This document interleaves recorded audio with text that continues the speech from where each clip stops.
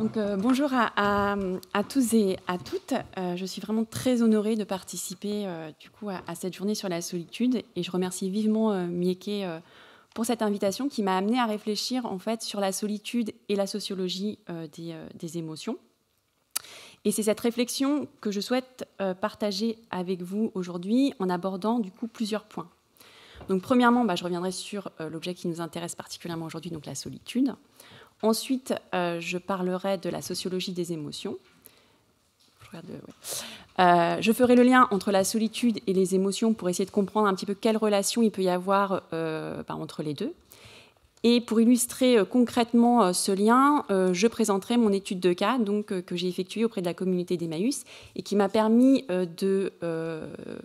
d'extraire 3 modalités de la solitude comme tristesse, la nostalgie dans la solitude et la solitude entre sérénité et tourment. Alors, venons-en tout de suite à la solitude. Et en guise d'introduction, je voudrais attirer votre attention sur 3 points.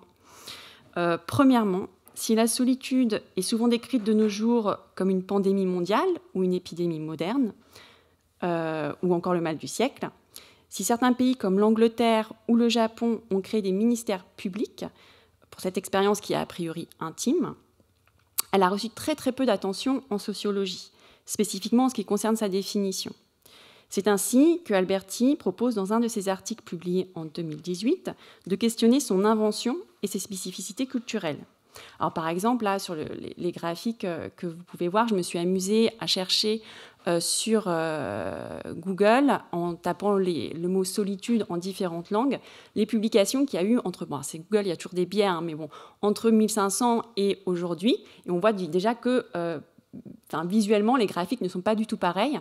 Donc vous avez en haut, du coup, sur votre gauche, Soledad en espagnol, ensuite en anglais, et en bas, c'est en langue française. Donc déjà, voilà, visuellement, on voit qu'il y a quelque chose quand même qui est différent, même s'il y a des biais sur l'utilisation de cette méthodologie. Mais c'était juste pour illustrer un petit peu ce questionnement qu'on peut avoir sur la solitude, et du coup, comme le propose Alberti, sur l'idée de son invention.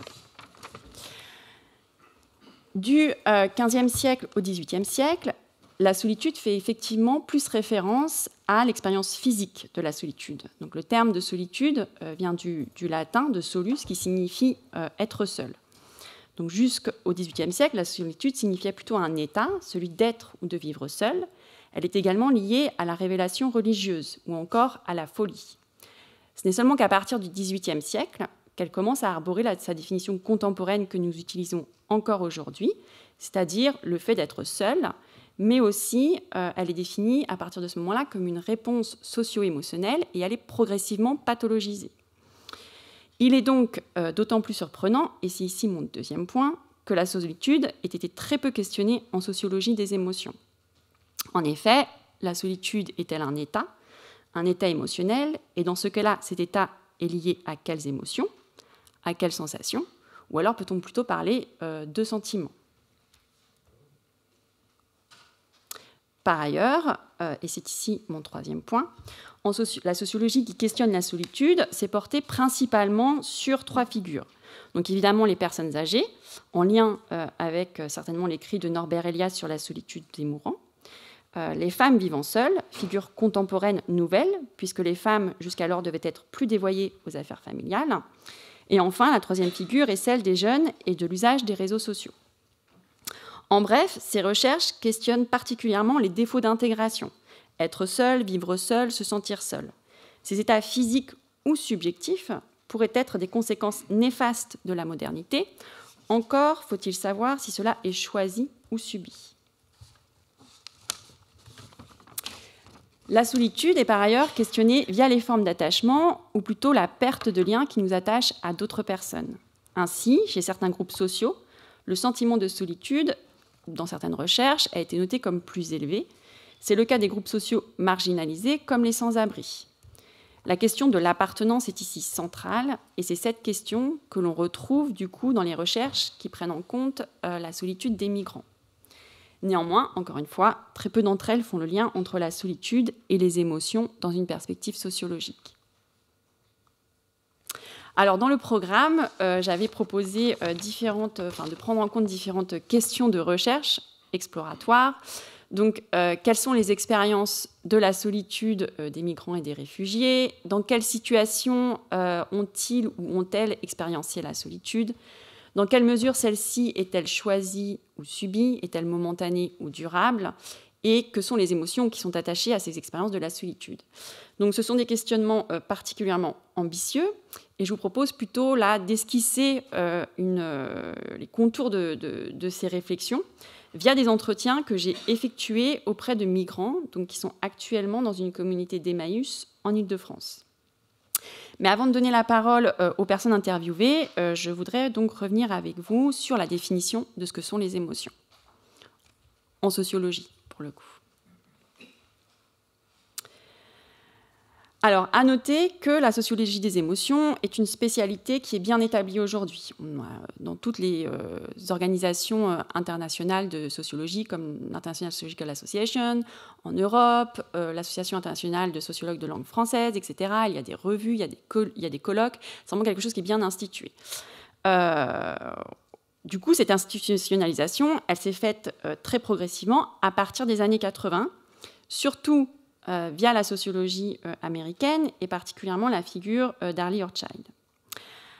Cela ne signifie pas que les sociologues ne mentionnaient pas les émotions avant. Durkheim, Simmel, Weber, Mauss, etc. mentionnent les émotions. Mais il n'en faut pas un objet de recherche à proprement parler. Premièrement, les émotions, à l'époque, étaient plutôt un objet, elles le sont encore, de recherche qui était réservé à la psychologie, discipline dont devait se démarquer la sociologie lors de sa création. Deuxièmement, les émotions dans la culture occidentale sont prises dans la dichotomie rationnel-irrationnel, nature-culture. Dans cette perspective, elles sont pour certains auteurs classiques, c'est ce que nous dit Durkheim, un obstacle à la rationalité sociologique. De plus, dans les recherches, elles seraient plus attribuables à certaines catégories de la population, telles que les femmes, ou encore les populations des pays encore colonisés à l'époque de l'instauration de la sociologie. C'est donc que dans les années 80, grâce aux recherches féministes sur le Caire, entre autres, et aussi à l'évolution de la neuroscience, que ces dichotomies nature-culture, rationnel-irrationnel se sont estompées. C'est ce qu'on appelle aujourd'hui l'emotional turn, le tournant émotionnel de la sociologie. Les émotions sont alors prises en compte comme un objet de recherche à part entière. Et durant cette période jusqu'à aujourd'hui, deux lignes directrices se retrouvent dans quasiment toutes les recherches. Que sont les émotions? Donner une définition. Et comment les prendre en compte méthodologiquement en sociologie? Alors, pour donner une définition rapide sur ce que sont les émotions, ce qu'on peut noter, c'est que de nombreuses définitions, il y a pratiquement autant de définitions que de sociologues, c'est un peu exagéré, mais c'est un petit peu ça quand même, il y a beaucoup de définitions différentes. Donc, de nombreuses définitions sont données aux émotions en sociologie. Ces définitions tissent parfois des liens avec d'autres disciplines, telles que la philosophie, bien sûr, mais aussi attendez, je me suis perdue dans mes notes. Oui, c'est ça. Telles que la philosophie, bien sûr, mais aussi la biologie, par exemple, pensons à Darwin, ou encore à l'histoire ou à la géographie. Donc, ce qu'on peut dire sur les émotions sociologiques, c'est que c'est un objet déjà pluridisciplinaire, polysémique, et qu'il n'y a pas de consensus sur ce qu'elles sont en sociologie. Néanmoins, on peut pointer 5 éléments qui nous permettent d'esquisser ici une définition. Donc, que je vous propose aujourd'hui. Donc, premièrement, en sociologie, les émotions sont un partage social. Donc, c'est une langue avec une grammaire précise qui, comme le souligne Bernard Rimet, évoque celle du dialogue. Deuxième point, les émotions sont presque toujours liées aux actions. Alors, certaines non, peut-être on pourra en rediscuter, comme la honte, dont on va peut-être parler cet après-midi. Mais le mot émotion provient du latin, plus précisément du verbe émouvoir, qui signifie mettre en mouvement. Un autre point important pour prendre en compte les émotions est le fait que celles-ci soient des états transitoires, c'est-à-dire qu'elles peuvent changer avec le temps. Enfin, en sociologie, on s'accorde à dire quand même que ce sont des constructions sociales. Et pour terminer, Pour les sociologues, en général, il n'y a pas de distinction à faire sur la terminologie émotion, sentiment, affect, comme on peut le retrouver dans d'autres disciplines, hein, comme par exemple la psychologie. Les sociologues s'accordent pour dire que les émotions et les sentiments sont, je cite ici Hochschild, le résultat d'une coopération entre le corps, une pensée, une image. Parler des émotions ne peut se faire sans prendre en compte leur modalité d'expression, ce qui nous invite ici aussi à nous interroger sur la méthodologie. L'interrelation entre des phénomènes biologiques, psychologiques et sociaux donne naissance aux émotions et paramètre leur modalité d'expression. En effet, les émotions sont des phénomènes complexes qui découlent d'un processus neuronal envoyant des stimuli et des signaux qui se traduisent par l'activation des glandes sudoripares, lacrymales, etc., mais aussi des postures corporelles et ou des mimiques du visage. Elles peuvent mobiliser l'expression de tout le corps et ne pas avoir besoin de mots pour s'exprimer. Ainsi, les émotions peuvent être ressenties, exprimées physiologiquement par l'exercice corporel, l'expression faciale, mais bien évidemment la parole. Ce sont ces trois modalités d'expression universelle, donc l'exercice corporel, ou l'expression avec l'expression paralinguistique, le discours et les pratiques, ou les actions non réflexes, qui permettent aux sociologues de recueillir les émotions sur le terrain. Et cela peut s'effectuer grâce à l'utilisation d'outils méthodologiques classiques, donc la méthodologie quantitative en sociologie et la méthodologie qualitative. À noter, pour revenir un petit peu sur la solitude, qu'en prenant en compte la méthodologie quantitative par objectivation de la solitude via des variables à croiser et traiter statistiquement, et la méthodologie qualitative par approche de la subjectivité des solitaires, on ne va peut-être pas interpréter ou trouver le même type de solitude. Donc revenons maintenant à la question de la solitude et des émotions. Donc l'idée ici est de questionner la relation entre les émotions et la solitude. C'est-à-dire qu'il s'agit de comprendre quelle émotion, pour quelle action et quelle image et pensée serait liée à la solitude. C'est ce que j'ai essayé de faire dans cette recherche exploratoire. Et en ce qui concerne la méthodologie, j'ai choisi, afin d'analyser ce triptyque, de m'attacher à l'expression de celui-ci à travers le discours. Donc, dans cette perspective, je ne sais pas si vous commencez déjà un petit peu à... Voilà, on peut déjà, d'ores et déjà, imaginer qu'il n'y a pas une seule solitude, d'où mon titre avec solitude au pluriel, mais des solitudes qui sont rattachées à différentes émotions. Et donc, afin de rendre concrètes ces réflexions, je vous propose une étude de cas qui m'a permis de rendre visible trois composantes de la solitude dans le processus migratoire. Alors, pour l'étude de cas, donc, j'ai été faire une brève immersion dans une communauté Emmaüs. Donc, pour revenir rapidement, donc, les communautés Emmaüs ont été créées en 1954 par l'abbé Pierre et Suzanne Renard. Leur objectif est la lutte contre l'exclusion.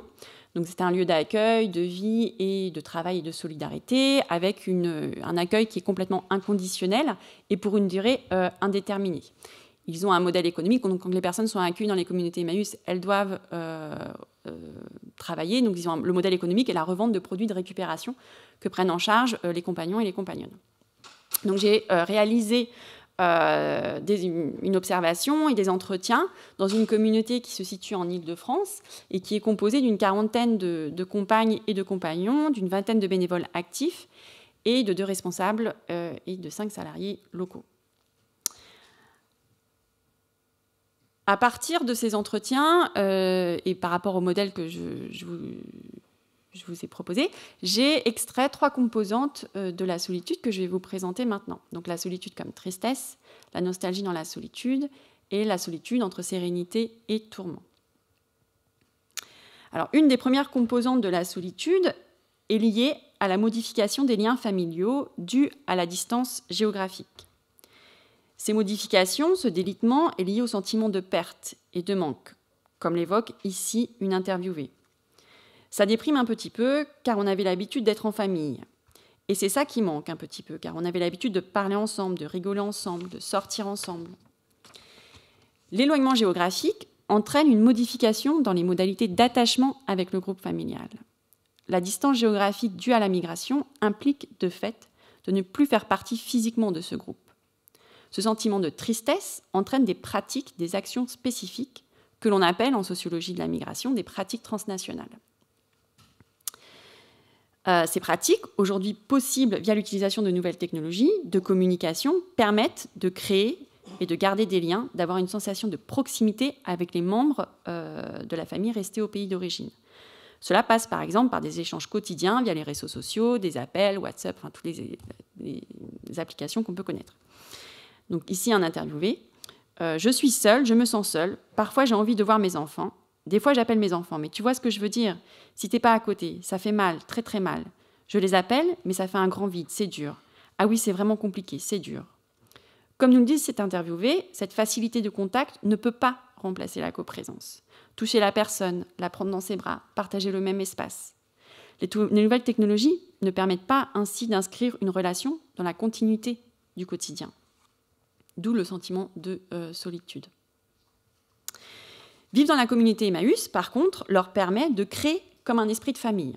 Donc ici, un autre interviewé qui dit « La communauté, c'est un peu comme un esprit de famille, parce que l'on voit toujours les mêmes personnes, on travaille avec eux, quand on mange ensemble. Je suis chez moi, mais comme je m'entends bien avec des personnes, des fois, ils viennent chez moi. On regarde des films, on joue à la play, on parle. » Cette vie en communauté leur permet donc de partager une quotidienneté que certains n'ont plus à cause de l'éloignement géographique avec leur famille au pays d'accueil. J'en viens maintenant à la nostalgie dans la solitude. Donc la nostalgie vient du verbe grec nostos, qui signifie retourner, et du nom douleur. Le terme nostalgie fut pour la première fois utilisé afin de décrire le phénomène migratoire. C'est en fait en 1678 qu'un médecin suisse a utilisé ce terme afin de décrire la maladie qui a affecté les soldats suisses en France. Et il décrivit les symptômes de la nostalgie comme une obsession douloureuse pour revenir chez soi. La nostalgie est un sentiment impulsé par une séparation physique, qu'elle soit géographique ou temporelle. Pour se développer, elle a besoin de la présence de l'absence et du manque du passé toujours sublimé. Cette idéalisation, qui peut être vue comme une défense face à la perte, fait que la nostalgie est à la fois liée à la tristesse, mais aussi à la joie. Pour les interviewés, le sentiment de nostalgie en construction est par exemple lié à la perte d'une quotidienneté où les liens sociaux sont articulés différemment. Donc ici, un interviewé qui dit « Ce qui me manque, tu sais, en Afrique, quand tu termines ton boulot, tu pars chez tes amis dans le maquis, vous prenez un verre sous le soleil ou bien à la plage, tu manges ce que tu veux. Ici, même ce que tu veux manger, il n'y en a pas ou c'est cher. Et puis quand tu es en Afrique, les odeurs, tu vois la mangue par exemple, ça me manque beaucoup. Ici, tout le monde est dans son coin. » Donc, ce sont la perte progressive de ces liens sociaux qui vont donner lieu à la solitude et à la nostalgie de ces moments partagés, qui passent en plus ici, enfin c'est revenu dans différents discours des enquêtés, plus par l'essence. Là, ils parlent de l'odeur et c'est des choses qui sont plutôt liées au sentiment de nostalgie qui peuvent... Bon, la Madeleine de Proust, évidemment, que tout le monde a en référence. Mais,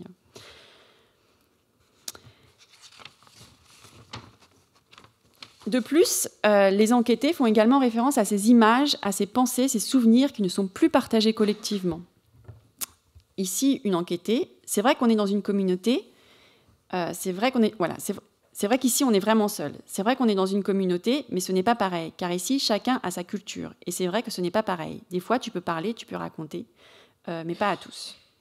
Ce manque est celui de l'appartenance à sa communauté d'origine, c'est-à-dire d'avoir le sentiment de se considérer comme faisant partie du groupe. Ce qui manque spécifiquement peut-être aux enquêtés, c'est le partage du récit de la communauté imaginée dont parle Benedict Anderson par rapport à la nation. La nostalgie favorise ainsi certaines pratiques telles qu'écouter de la musique, manger un plat typique du pays d'origine, continuer à pratiquer la langue, lire les journaux, etc. Ces pratiques permettent aux individus de rester en contact, de continuer à participer à la communauté d'origine, malgré l'éloignement géographique ou temporel par rapport à une situation vécue. Et j'en viens maintenant à mon dernier point, à la pratique de la solitude, la solitude entre sérénité et tourment, qui est plus liée à la pratique de la solitude dans un mouvement de se mettre en retrait physiquement. Donc là, on retrouve un peu la définition originelle de la solitude et qui perdure encore aujourd'hui, de se mettre en retrait physiquement pour aller vers son intériorité. La sérénité, vers son intériorité qui, pour certains enquêtés, est reliée à un état de sérénité qu'on peut définir comme le calme, la confiance sur le plan moral. Donc ici, une enquêtée qui dit « J'ai vraiment des fois envie d'être seule, car des fois dans la solitude, on se retrouve un petit peu. On réfléchit à ce que l'on doit faire, améliorer ou ne plus faire. Et les pratiques qui vont avec. Le week-end, j'aime bien lire, écouter de la musique et me promener un petit peu. » Cette possibilité d'introspection intérieure est sans doute plus facile lorsqu'on est seul physiquement, c'est-à-dire qu'on a effectué cette mise en retrait géographique. Mais il présuppose peut-être également une certaine sérénité, donc que n'ont pas forcément tous les enquêtés. Et à contrario, des enquêtés m'ont dit éviter ces moments de solitude pour ne pas se retrouver confrontés à des images, des pensées douloureuses qui sont plus liées à un tourment, à des tourments au regard de leur processus migratoire, de leur parcours migratoire.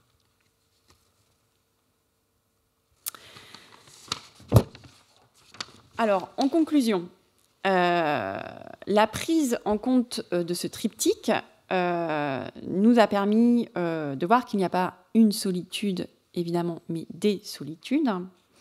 On peut essayer là de revenir sur les trois composantes que j'ai extraites. Il y en a d'autres, hein, mais voilà, c'est ces trois composantes-là que je voulais vous proposer de voir ensemble. Donc, en premier lieu, la tristesse, qui est liée au délitement des liens avec la famille restée dans le pays d'origine, qui entraîne des pratiques transnationales qui ne peuvent pas remplacer la coprésence. Néanmoins, comme on l'a vu, vivre dans une communauté Emmaüs peut permettre de recréer cet esprit de famille avec les autres compagnons et compagnonnes. La nostalgie, qui est liée aux modifications de l'appartenance à la communauté d'origine et qui entraîne là aussi des pratiques spécifiques pour permettre aux individus de rester liés à leur communauté. Et enfin, la solitude, qui peut être un besoin, un choix, qui est lié à un retrait pour aller vers son intériorité, alors que d'autres vont aller plutôt vers des pratiques d'évitement pour ne pas peut-être faire face à leur intériorité par rapport à des images peut-être plus difficiles à appréhender par rapport à leur parcours migratoire. Donc pour conclure, les migrants connaissent des moments de solitude qui sont à la fois choisis, comme le fait de se mettre en retrait pour aller vers son intériorité, mais aussi subis, comme la solitude liée à l'éloignement familial. Ces solitudes peuvent être momentanées ou durables, mais ce ne sont pas forcément des solitudes constantes. Elles peuvent être liées à des temps fragmentés ou passagers. Et pour vraiment conclure, voilà, moi je pense que l'idée c'est d'essayer de peut-être reprendre cette idée d'analyse de triptyque pour faire le lien entre les solitudes et les émotions, peut-être pour avoir un panel plus large des modalités d'expression de la solitude durant le processus migratoire, puisqu'il y en a d'autres, on pourra certainement en reparler. Je vous remercie de votre attention.